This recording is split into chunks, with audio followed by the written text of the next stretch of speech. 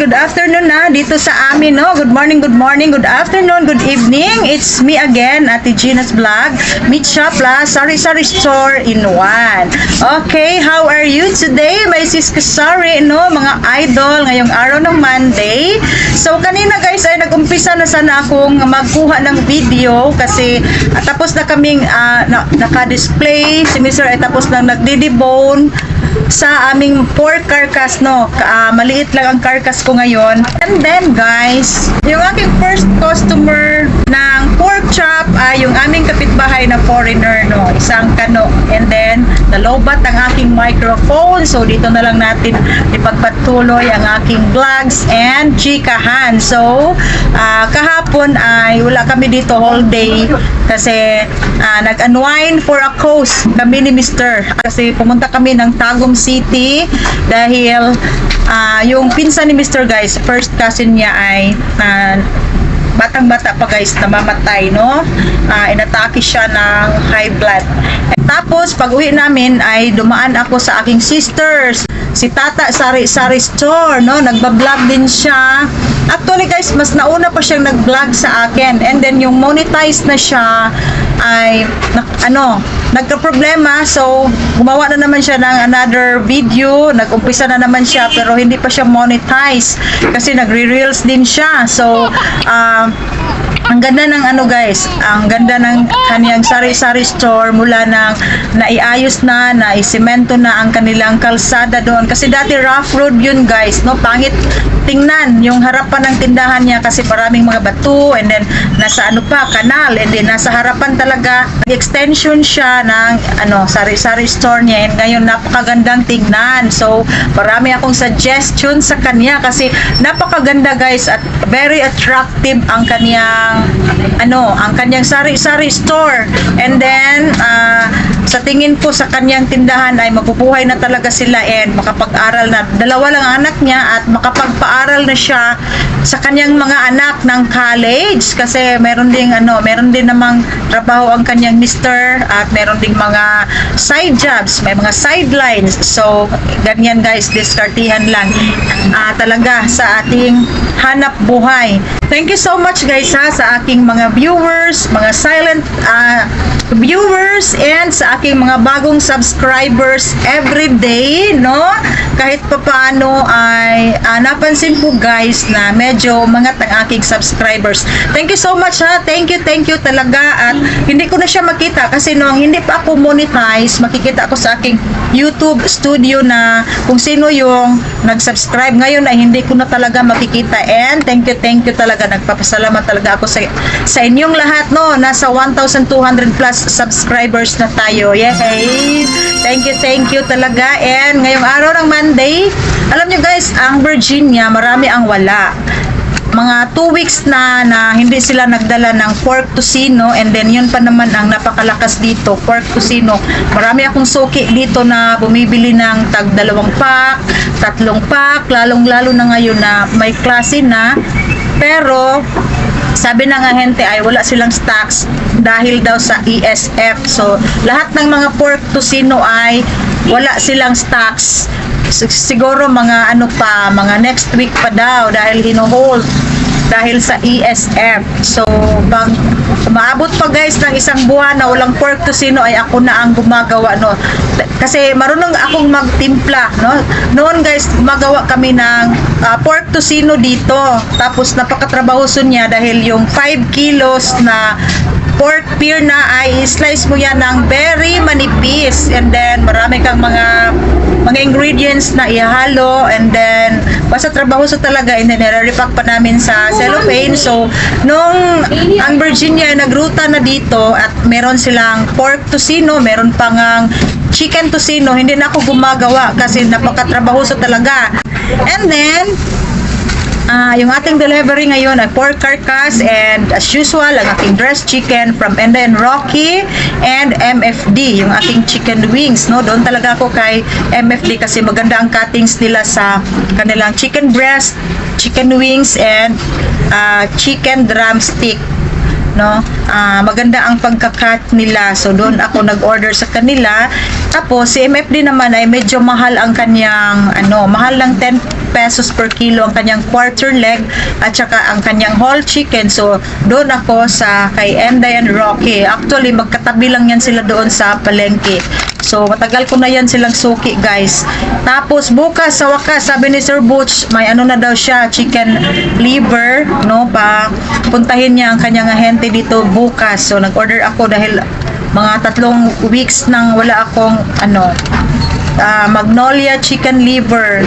And then, ang order ko sa MFD ngayon na Magnolia chicken liver ay napakamahal, no? 220. Kay Sir Butch, 175 lang.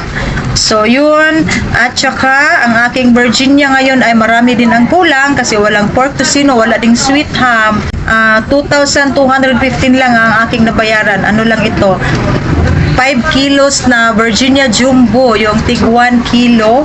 And then, sa panel guys, 182 lang ang presyo. Pero pag sa palengke, 192. Mahal sila ng 10 pesos. So, dito talaga ako sa panel, no? Yun talaga ang advantage pag direct tayo sa panel. And then, ang kanilang tocino roll ay 34 na. So, ang benta ko dito ay 45 na kasi dati 31, 32. Ganyan lang ang presyo niya. Pero pag sa palengke, mahal na din ito guys. Nasa 37 pesos. Tapos, Champion Jumbo na 250 grams, 31.25, 45 na ang benta ko. Pareho na sila sa Champion Mini na 250 grams. So, ito. And then, ang aking din guys, ang aking mineral water, nag-order ako ng 5 case sana na 6.6 liters para sa bahay namin pero walang stocks. So, yan lang. 6 na case na 1 liter, 6 na case. Tapos 5 cases na 500 ml ang aking mineral water ngayon. Andyan guys, sa aking likuran. Yan. And then yung aking 3 carton na binili sa Great Wall ay na-display na ni ICN di Maymay kahapon habang wala ako. Ang anak ko lang dito and then yung isang anak ko na lalaki. Gusto sana nilang sumama guys pero sabi ko, hindi, maiiwan kayo dito kasi kami ni Papa ang may lakad. So, yung isang anak ko sa bahay and then yung isang anak ko ay dito. No, yun ang kagandahan pag meron tayong anak na pwedeng iiwan sa ating tindahan, no. Ano lang, pag walang klase. Okay, ang aking grocery sa Lots for Less kanina, meron akong grocery nandoon pa sa bahay guys, kaya nga ako ay uuwi ngayon para may display yon. So worth 6,165 kasi guys, naubusan kami ng doon, Tanduay long neck and mga Tanduay select, no. More on wine and chichirya yung aking binili kanina sa Lots for Less. Okay, ito lang guys. No, ito lahat guys, no. Nagsimula na naman akong nag-iipon ng resibo kasi tiningnan ko talaga guys kung magkano ang cash out ko ngayong araw na ito and i-total ko after 7 days from Monday to Saturday. Kung hindi ako nagbablog ay baliwala sa akin ang mga resibong ito guys. Ilagay ko lang yan dito sa gilid ko. Pero nakikita ko kasi sa ibang mga may tindahan, may sari-sari store na sinishare nila ang kanilang ang cash out nila sa araw na yan. So, mas maganda talaga para makikita natin kung magkano. Kasi madali lang ito guys i-total natin yung from Monday to Saturday, i-total natin yung ating total cash out. Ang ating mga resibo ay i-total natin at i-total natin ang ating cash out. Tapos, kung magkano ang total niya, i-times natin sa 20%. So, gaano man kalaki yung cash out natin, ang 20% ayun lang yung kita natin, no? So, yun guys, at ako ay uuwi na and once again, thank you so much. Have a nice day and happy selling mga siskusari. Okay guys, kami ay nagdi-display na. Ito yung aking table meat shop. And yan yung aking ang aking pork belly as usual 350 per kilo and then ang aking pork pear na 295. So sa lahat ng mga pork dyan guys, alam nyo ang unang mauubos ay yung aking pork pear na kasi 295 lang per kilo. And then meron tayong pork chop. Ang pork chop po ay 310 lang, no? And then pork buto-buto Tapos, meron tayong mga bagong deliver na dressed chicken. So, ito guys, ang aming trabaho everyday. Ang aking quarter leg ay as usual, 198, 220 ang chicken breast. Tingnan nyo guys, oh. Very fresh and malaman na malaman ang aking chicken breast ngayon. Hello, sir. Hey, how are you today? Pork chop. Okay. We're gonna try it out. Okay. Get pork chop as made. OMG guys, na lowbat ang aking microphone at sayang at hindi nyo narinig ang aming chika bells ng aking suki na Americano. Siya guys ay kapitbahay namin doon sa aming subdivision and suki din namin doon sa aking sari-sari store. Ang binibili niya palagi sa bahay ay yung tanduay, long neck and yung senior, no? Malakas itong umiinom ng tanduay guys. And then dito sa meat shop ko, pork chop ang favorite na bibilhin niya dito at saka chicken wings, no? Minsan nga ay 2 beses na yan siyang umuutang sa akin and then pag mag-promise siya na magbayad ay magbabayad talaga siya, no? Pag nakukuha na niya ang kanyang pension.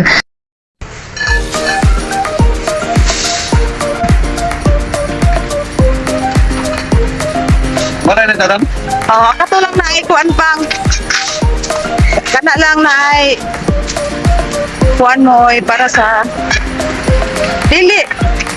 Kato na ay kana spaghetti sauce kana. Kana na ay spaghetti sauce sa balay ay sa meat shop. Okay, diyan na. Sige, dipit na ko. Sa balay na na. Ako rin mag-display na ha. Narito na ang aking 1/2 carcass. Yan guys, ibinaba na sa Meatman and 47. 37.35. Ay, 37. Labi na ko, 47. 37 lang di ay. Andun guys, oh. Andun guys. Videohan natin. Hi!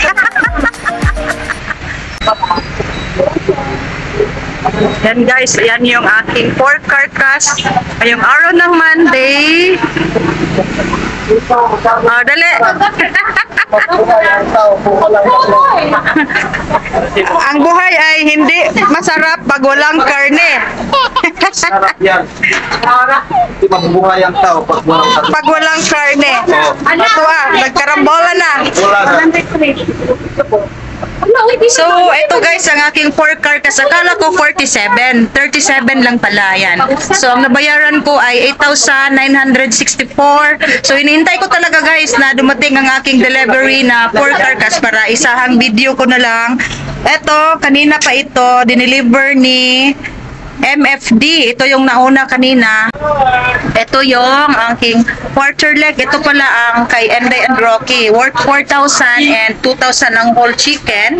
So, bali, nailagay lang dyan sa, sa box na yellow. Ito pala ang sa MFD, 30 kilos guys, breast, chicken drumstick, and chicken wings. So ito lahat guys ang delivery ko ngayon. Ito guys, at ang hotdog na lang, ang Virginia hotdog ang aming hinihintay na lang. And then ito ay ipapasok na naman namin sa freezer. Agiday, sige day, agiday. Ipapasok namin sa freezer kasi 11:30 pa. Mamayang 2 PM pa ito i-debone. So, kailangan palamigan muna natin sa freezer para panatilihin ang freshness niya and napakainit guys sa labas.